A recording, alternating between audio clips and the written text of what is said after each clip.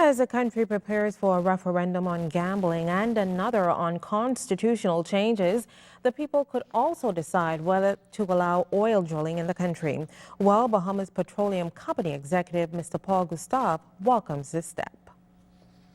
Minister Christie confirmed that he intended to have the regulations in place that would govern the drilling activity before then. We welcome those regulations in place. We think they're essential for us to move forward.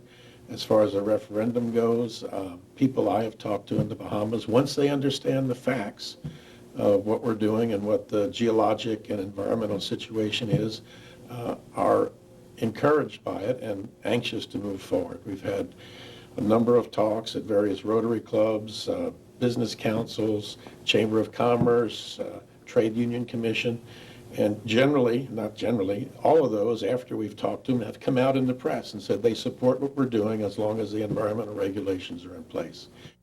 Well, Gucwa says even though there are concerns about accidents, that's unlikely.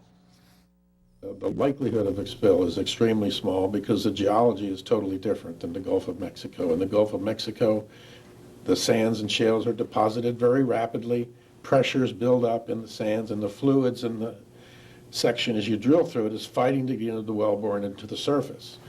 Based on the 5 wells that were drilled previously in the Bahamas and one very close to where we want to drill, the Doubloon-Saxon well, drilled in 1985, we understand that the section is carbonate rocks, very rigid, and the pressures are normally pressured. So the fluids are fighting to get out of the wellbore into the reservoir. It's not like the Gulf of Mexico.